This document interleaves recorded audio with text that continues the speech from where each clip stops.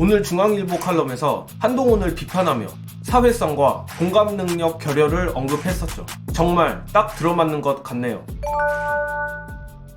오늘 한동훈이 대전시당 신년 인사회에서 이재명 대표가 안타까운 일을 당한 소식을 듣고 또 거기에 대해서 코멘트를 하고도 좋다며 건배를 했습니다. 중앙일보 칼럼이 마치 예언이라도 한 것처럼 돼버렸네요.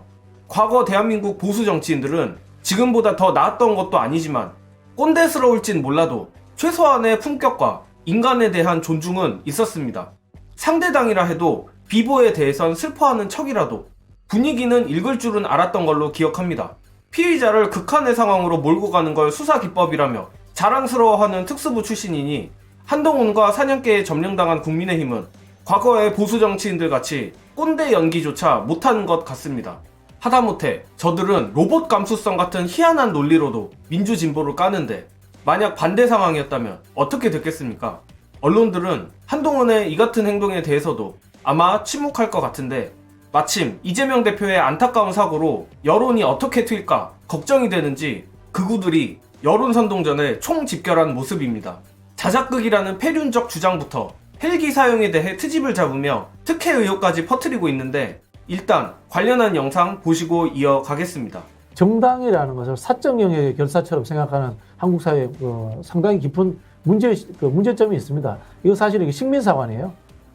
일제강점기 때 만들어진 조선이 패망한 이유가 사색 당파 때문에 망했다. 이렇게 되면서 한국 사람들이 정당을 사적 영역의 것으로 생각하는데요. 정당은 국가기관이고 정당 역시 헌법기관입니다. 그런 것들에 대해서 우리가 사회적 의식을 갖고 있다면요. 정당 대표가 가지는 국가기관으로서의 위치라는 것들에 대해서 인식을 해야 되고요. 그리고 경호의 문제라든가 이런 부분들에 대해서 전체적으로 좀 우리가 정비할 필요가 있다. 법률적으로 완비할 필요가 있다. 그런 생각이 듭니다. 극우들은 이재명 대표가 부산대병원에서 수술을 받지 않았다고 폐륜적인 모욕을 일삼지만 민주당 관계자에 따르면 치료 이후 주된 일정이 서울에 있고 부산에서만 장기적으로 머무를 수 없어서 서울대병원 이송 결정이 내려진 것이라 했습니다.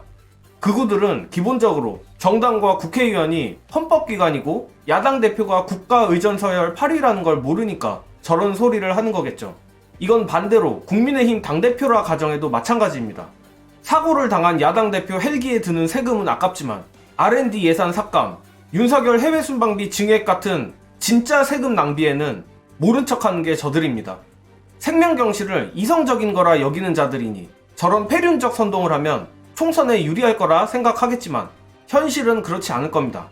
마침 예시로 펜코를 보여드렸으니 끝으로 펜코에서 추앙하는 정치인 이준석 관련 얘기 공유를 드리자면 이낙연과 이준석의 연대가 가시화되는 모양새입니다.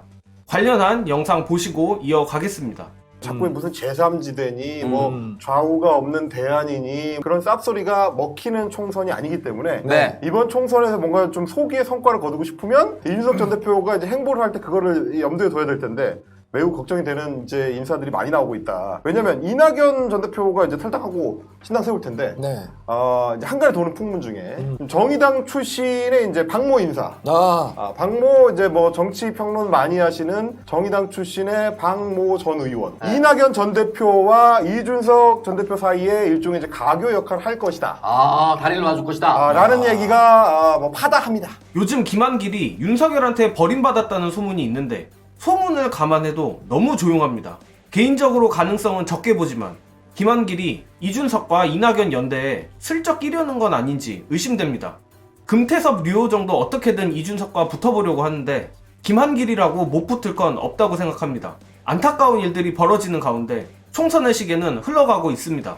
이재명 대표의 빠른 쾌유를 바라며 이번 영상은 여기까지 하겠습니다. 시청해주신 여러분 감사합니다.